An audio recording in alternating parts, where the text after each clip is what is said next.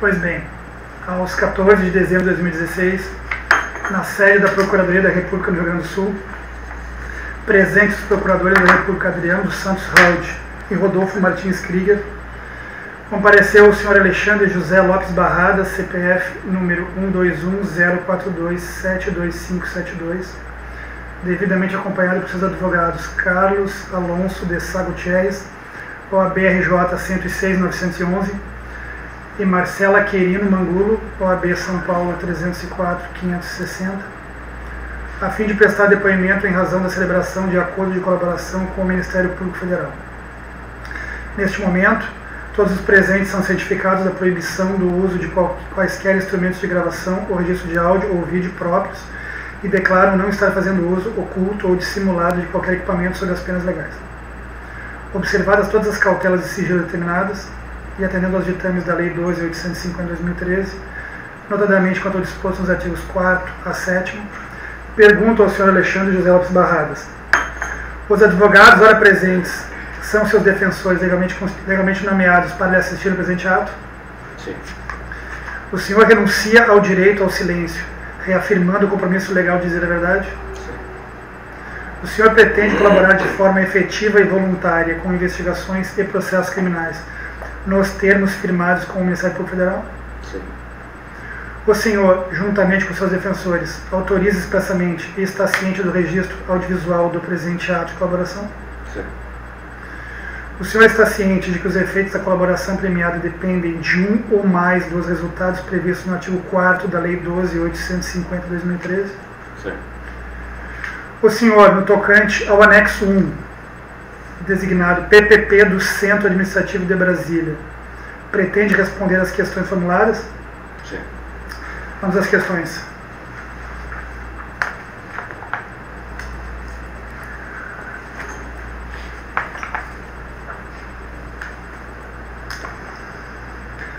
Seu Alexandre, quando foi lançado o edital de PMI para convocar interessados em realizar estudos de viabilidade econômica e financeira para uma PPP, cujo objeto seria o investimento na construção, incluindo a operação e manutenção por 25 anos, do Centro Administrativo do Distrito Federal, o senhor atuava nesse segmento da empresa?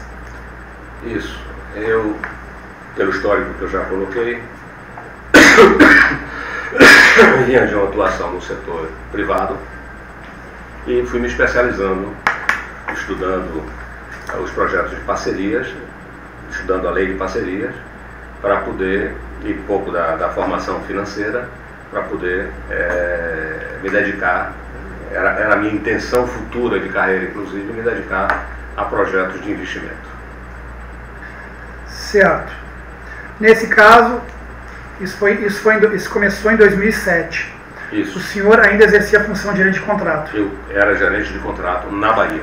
Fui deslocado para lá exatamente pelo foco do projeto. Certo. Quem o determinou essa? O meu superior imediato, que era o DS João Pacífico, que era o DS da região, da área, e foi ele quem me designou para esse estudo. A minha função aí era estruturar o projeto. Era colocar ele de pé. Por que o senhor foi designado para isso?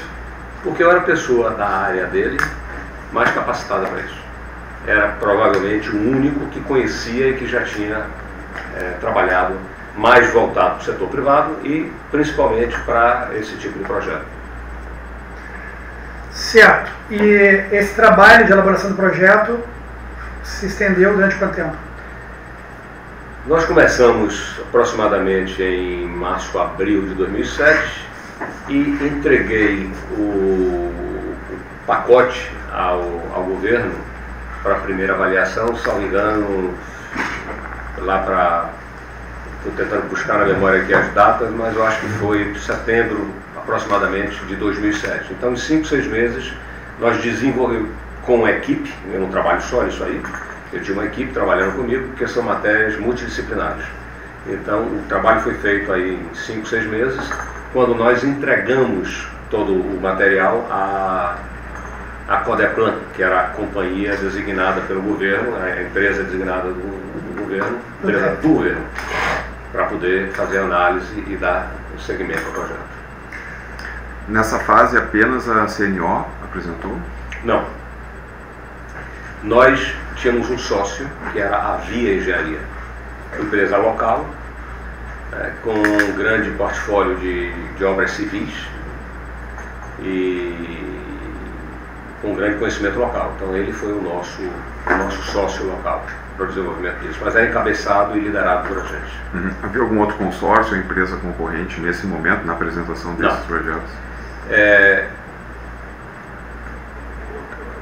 Essa PMI, eu imagino que o governo divulgou a PMI, montou, publicou. Me lembro que na época, a gente acompanhando, que são dados oficiais, mais de 40 empresas, entidades, né, se classificaram como que você compra esse material. Às vezes é R$100, é porcaria. Mas isso compra e é publicado. Tais e tais e tais e tais se interessaram. Mas para trabalhar, para fazer o serviço, só a gente. Só a gente de fato foi quem caminhou. Nós gastamos para montar isso aqui algo em torno de 15 milhões. É muito caro. Então a gente teve que desenvolver projeto arquitetônico, projeto de estrutura, de instalações, tem toda a modelagem jurídica, é complexo. Então isso leva muito dinheiro. E esse projeto foi para a Codeplan, houve lá os trâmites previstos na lei, inclusive aprovação junto ao TCDF, audiências públicas. Audiências públicas. Vocês participaram disso também? Olha, eu acompanhei.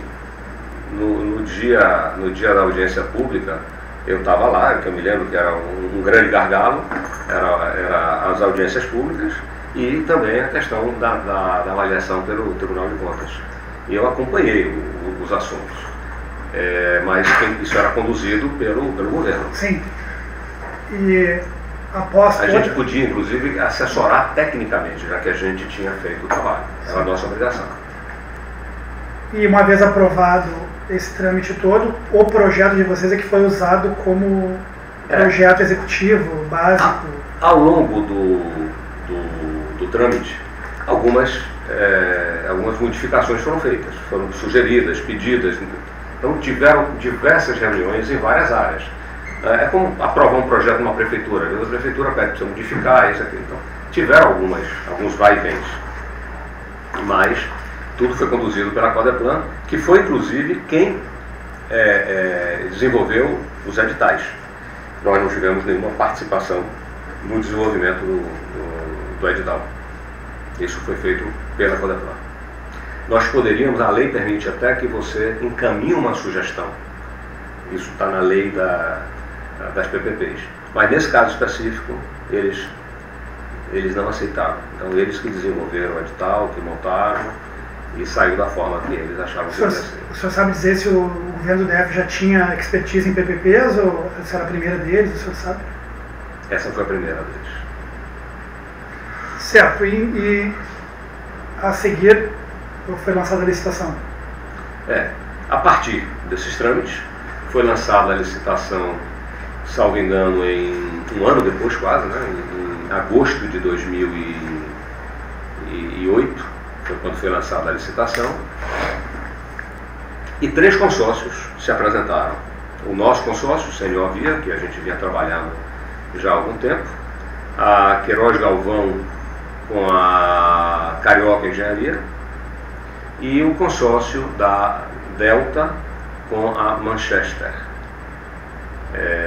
A Manchester é uma empresa local de área de serviço e vigilância. Esse edital ele tinha 2 sustentações. Como era uma coisa nova, 2 coisas eram importantes, 3 coisas eram importantes. Uma era a qualificação para a obra. Você tinha que mostrar que eram 120 mil metros quadrados de obra nova, de obra civil com um determinado porte, e a qualificação de serviço, principalmente com vigilância armada, que era um diferencial grande. Nós nos associamos com uma empresa local, não como sócia do negócio, mas como a gente chama, subcontratada dedicada, então ela nos fornece, ela não poderia ir mais com ninguém na licitação, ela nos forneceu o atestado dela, que seria a complementação do nosso, que é exatamente essa parte de vigilância armada, que isso é muito difícil, são poucas empresas que tem no Brasil. Então, esses 3 consórcios foram quem acorreram a licitação, que participaram da licitação. Certo, seguindo, depois seguindo, a habilitação. Seguindo a habilitação, foi feita a habilitação e o nosso consórcio e o consórcio da Delta foram qualificados. O consórcio da Queiroz Galvão na Carioca, eles foram desabilitados por questão, eu me lembro, eu estava tentando lembrar por que um consórcio desse porte foi desclassificado, é a questão de área construída. Eles tinham, porque como são empresas de porte e infraestrutura, mas construção civil é um pouquinho diferente, você tem várias especificações. Por isso que a Via nos deu, inclusive a atestação nossa não era nem nossa, era da Via, ela que complementava a nossa área construída. E a Delta tinha muito shopping, então tinha área. Então eles se desclassificaram eles foram desclassificados por esse ponto, que é o que eu me lembro. E fomos então na segunda etapa, que é a parte econômica, né, ou a parte comercial, que é a abertura dos preços. Agora, posso continuar? Claro, com certeza. Na abertura dos preços, esse preço aqui era formado por contraprestação, ou seja, como é uma PPP administrativa, eu digo quanto é que o governo vai me pagar durante 25 anos para que eu possa construir, operar, manter, fazer a vigilância, fazer tudo. Né? Então, o nosso valor da contraprestação foi um pouco abaixo do valor da contraprestação da Delta. Ou seja, nós ganhamos a licitação. Naquele momento, abril, nós ganhamos a licitação. Quando a comissão julgadora foi dar uma olhada na documentação dos dois, ambos tínhamos um problema de documentação, que era alguma coisa de brigada de incêndio, que não estava muito claro, e a gente não preenchia as especificações do Corpo de Bombeiro lá de Brasília. E isso tudo eu estou contando, mas não fui eu que encaminhei a proposta. Eu fiz toda a parte de negociação, mas eu estava ali presente na conversa. A proposta foi feita pela CNO. Eu aí já estava, a minha função era montar. Então, nesse momento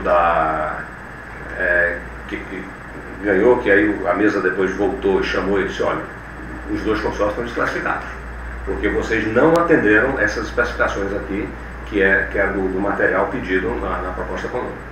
Pô, mas o que é que pode fazer? Então, são 2 caminhos, isso é previsto pela lei. Ou você desclassifica, ou você coima, tem um nomezinho técnico, né? Os erros. Então você volta e faz um rebide.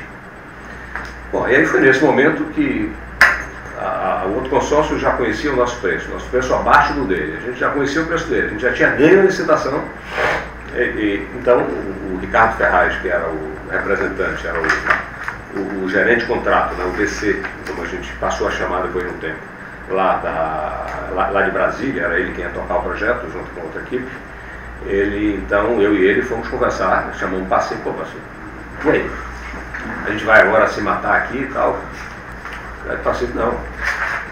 Conversa com o pessoal. Quem é que está liderando o outro consórcio? É o pessoal da Manchester.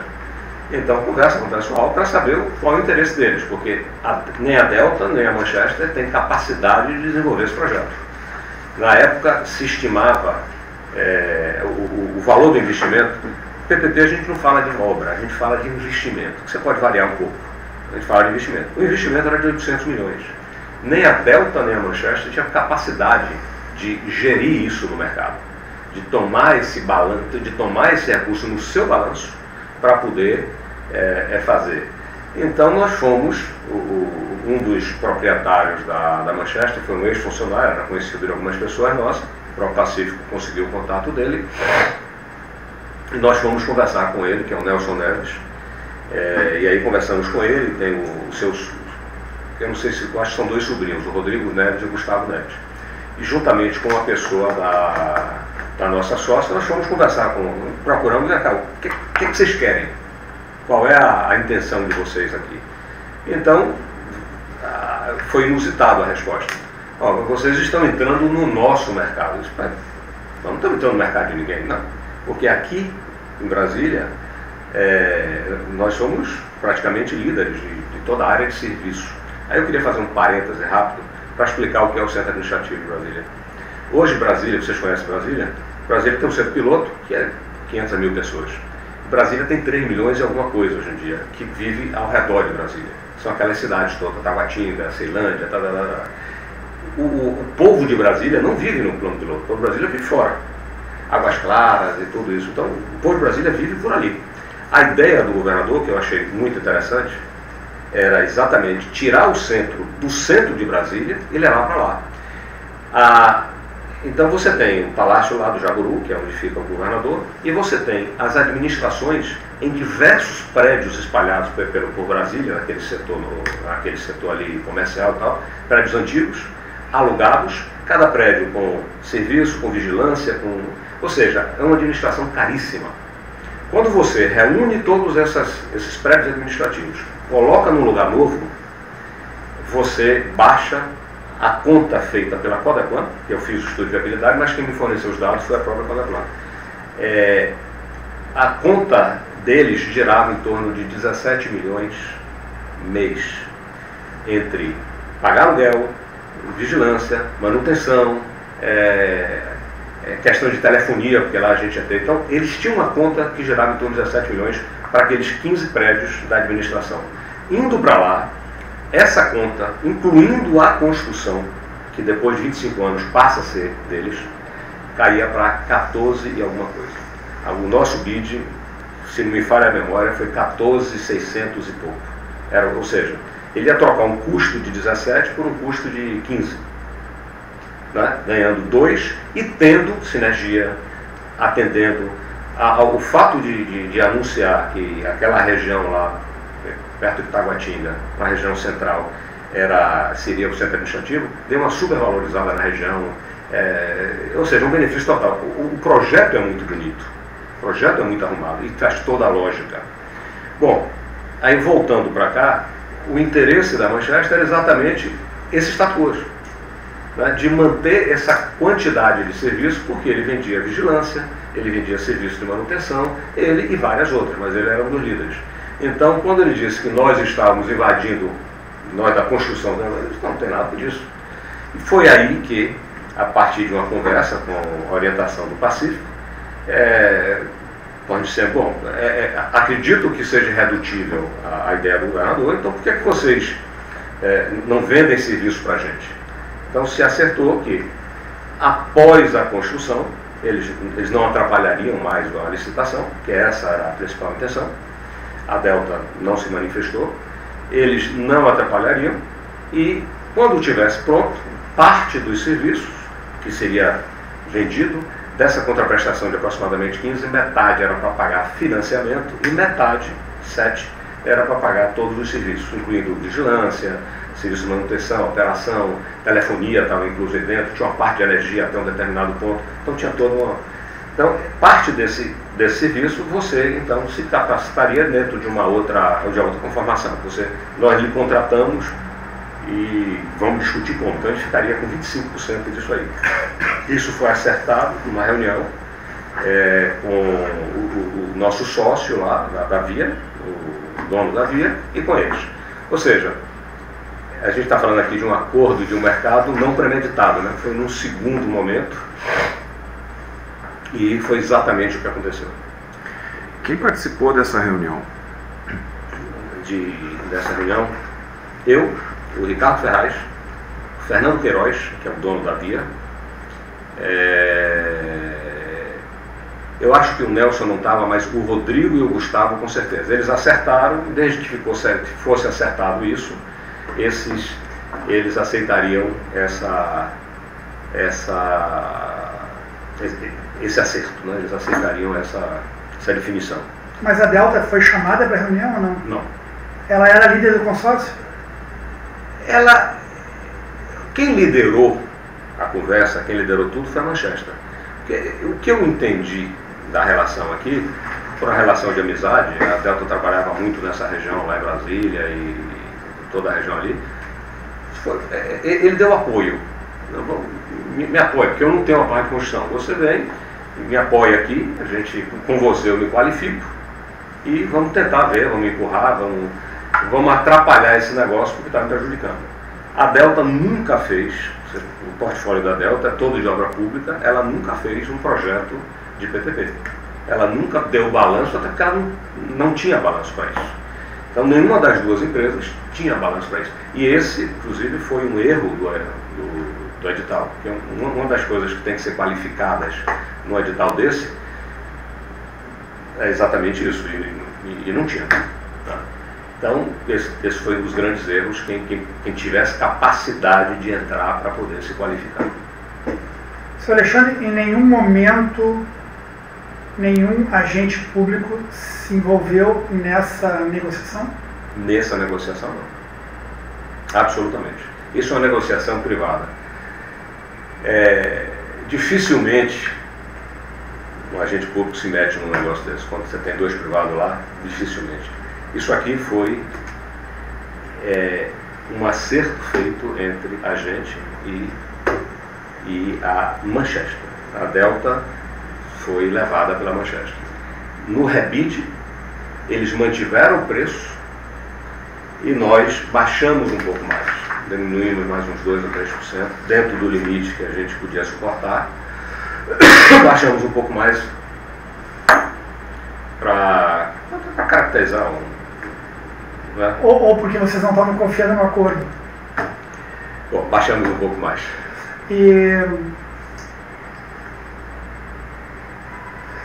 Onde ocorreu essa reunião?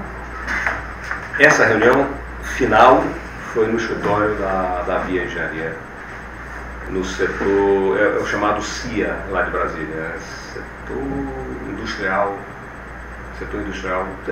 eu consigo o endereço deles, é no CIA, é o escritório, é a sede da Via. O senhor referiu a essa reunião final, houve tratativas anteriores, como é que ocorreu o agendamento? A primeira conversa nossa foi na sede da Manchester. Foi feito um contato, a Pacífico conseguiu fazer o contato lá com o Nelson, e eu fui com o Ricardo Ferraz e com uma pessoa da Via lá conversar com ele. Uma conversa longa. O que o Pacífico relatou para vocês? Como é que o contato que ele fez? Ele simplesmente disse para comparecer e acertar lá? Eu queria que você relatasse substanciadamente. Ele fez o contato, pediu para receber a gente e pediu para ter bom senso. Né? Foi basicamente isso. Tem bom senso. O que é que vocês querem aqui? Se é para atrapalhar, digam. Agora, eu estou falando de 10 anos atrás quase, né? Uhum. Ele fez o contato, conseguiu. Tá? O Nelson já tinha uns 10 anos ou mais, 15, tinha saído do grupo. O Pacífico conhecia ele lá de trás, não foi de minha época. Então, conseguiu através de pessoas lá de Brasília, do nosso escritório, o contato com o Nelson, tentando lembrar quem foi que passou para ele o contato. Não era difícil também, porque Manchester pega lá o telefone, liga, procura saber, diz quem é, e marcou, e eu fui lá com o Ricardo e com, eu acho que é Luísio, não me lembro o nome dele, é a pessoa da Via, que a minha memória não lembra tanto o nome dessas pessoas, em função de estou até fora disso há 10 anos, eu não vejo o pessoal da Via há bastante tempo. Então, mas tinha um representante da Via que nos acompanhou. E foi exatamente com ele que a gente teve essa primeira conversa e o cara trouxe essa novidade pra gente. Pô, você está atrapalhando a gente. Reserva de mercado, né? Mais ou menos isso. Dentro desse setor aí de serviço. E isso continua em Brasília até hoje, né? Brasília é porque a obra ficou pronta recentemente, mas até hoje não se implantou, não mudou e eu não sei exatamente como é que está, mas eu sei que a obra está pronta, mas nada aconteceu. Inclusive esse acordo não foi implementado. E não houve também, antecipando, nenhum pagamento de nada aqui. A conversa aqui era: vocês vão continuar a trabalhar aí mais vários anos até ficar pronto e quando mudar vocês vão ingressar e vão prestar serviço dentro desse pacote aqui, 25% do que foi, salvo engano, até 25%. Foram 2 reuniões, em que intervalo, como ocorreu? Olha, eu me lembro de 2 reuniões, que foi essa reunião lá na Manchester e essa reunião final na Via. Era um negócio muito simples de acertar. Você não tinha... Eles não constroem, eles não tinham financiamento, ou seja, eles não tinham o que pedir além disso. E o foco era serviço. Os serviços que eles faziam lá, principalmente vigilância. Esse era o foco deles. Então não tinha muito o que é sim ou não vou sair, vou estar aqui, vou brigar, vou atrapalhar, vou entrar na justiça, vou empurrar, ou... Era isso que eu ia perguntar. O senhor conseguiu antever ou foi explicitamente referido durante as tratativas de que forma que esse consórcio, que é Manchester, enfim, ia atrapalhar a licitação? Bom, a primeira coisa era entrar na licitação e tentar se colocar lá dentro. Tá? Se a gente não tivesse tido esse problema do edital, tinha morrido ali. A questão do erro, né? Sim. Tinha morrido ali. Ali encerrava o problema. E eles não tinham nem o que dizer. Podiam, sei lá, tentar questionar alguma coisa, mas não sei o quê. Agora, a partir daí, eu entendo também o seguinte: quando um projeto vai a fundo, vai numa licitação e tem um governo mostra vontade de realizar, dificilmente o cara vai além disso. Então ele tenta ali, vê, busca, mas naturalmente as empresas têm outros interesses no governo e não queriam se complicar a partir daí. E conseguiu, porque a Manchester conseguiu pelo menos se manter naquele momento no mercado, né? Sem sair do mercado.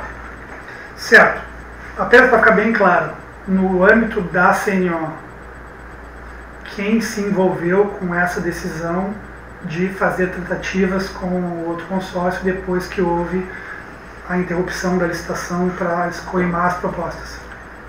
A orientação que eu e Ricardo Ferrari recebemos de Pacífico foi de buscar o pessoal e buscar uma forma de resolver o problema. Então, a partir daí, nós fomos conversar com a Manchester e entendemos qual era o interesse deles. Até onde o senhor sabe, então, isso ficou entre vocês três, dentro do senhor. E Pacífico bateu o martelo. Bom, o que eles querem é isso. Ok. Fechado. Vocês levaram o resultado da reunião para ele e ele disse não, okay. Até 25% do serviço. No âmbito da Via, o senhor não lembra, o senhor falou o nome de Aloysio, foi isso que o senhor falou? Bom, o nome que eu lhe dou com certeza da reunião final foi o do Fernando Queiroz, que é o presidente da Via, o dono da Via. Foi ele que bateu o martelo. Quem foi comigo na reunião e com o Ricardo lá na reunião do Manchester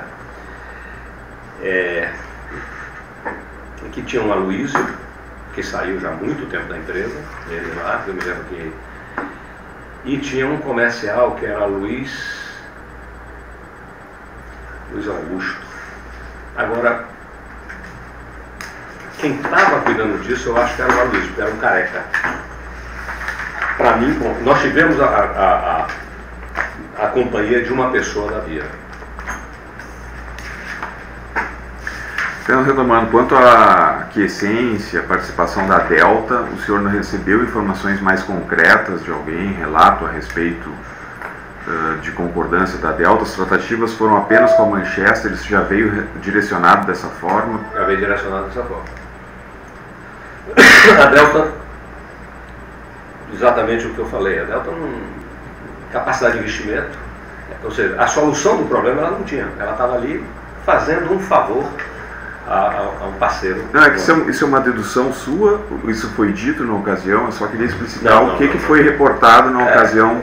Na conversa com ele lá, não, o acerto é com a gente aqui, a Delta, você está atrapalhando a gente, Manchester. A Delta não era projeto que a gente estava tirando do mercado, brigando por um projeto de construção com a Delta.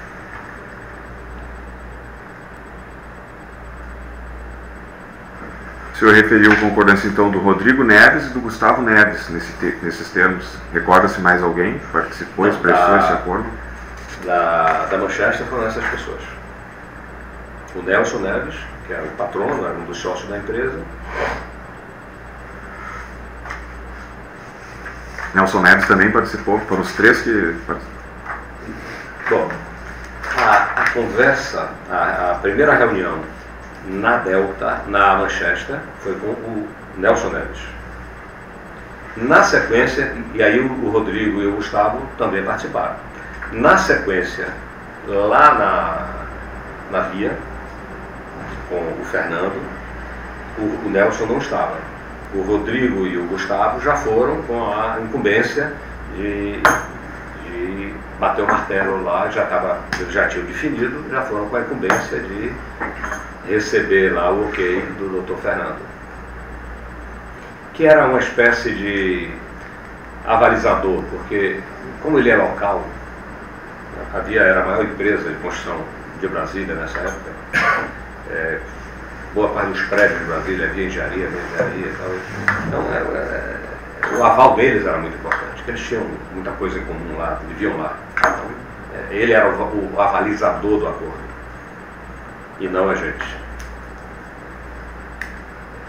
Sr. Alexandre, o senhor apresentou, em relação a esse relato, a esse fato, um cartão de visita da Manchester em nome de Nelson Neves.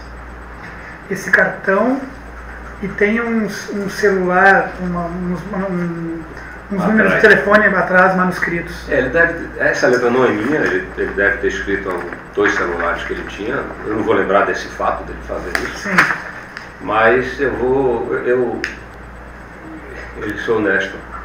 Eu fiquei surpreso quando eu achei esse cartão, porque eu não costumo guardar essas coisas. Então foi interessante ter achado esse cartão. E esse cartão foi repassado para o senhor em que circunstância? Não nessa reunião. Na reunião. Eu devo ter dado meu cartão a ele me deu o cartão dele. E me deu o celular. O senhor chegou a fazer ligações para esses números? Não. O senhor recorda? Eu acho que não. O senhor tem algum outro documento, registro, memória escrita, nada dessa reunião? Não. Nem dos contatos havidos também? Eu não tenho absolutamente nada. Isso foi em 2008, final de 2008, e minha atividade encerrou aí. Depois dessa reunião, a própria CNO foi quem entregou a proposta. Eu não assinei as propostas, não participei de nada disso. Foram eles quem liderado pelo Ricardo, entregou a proposta e eu fui tocar minha vida. Eu estava entregando a fábrica da Bridgestone, estava numa época muito corrida lá, que eles queriam inaugurar, então fui tocar minha vida.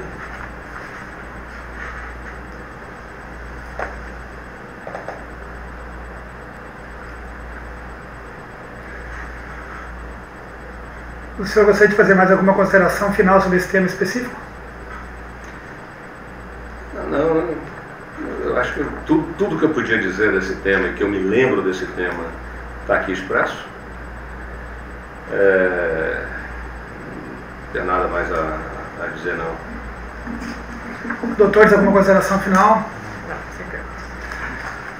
Portanto, respondidas as questões formuladas, nada mais havendo a ser consignado, será agora encerrada a gravação audiovisual e em seguida lido e assinado o termo que está no registro presenteado.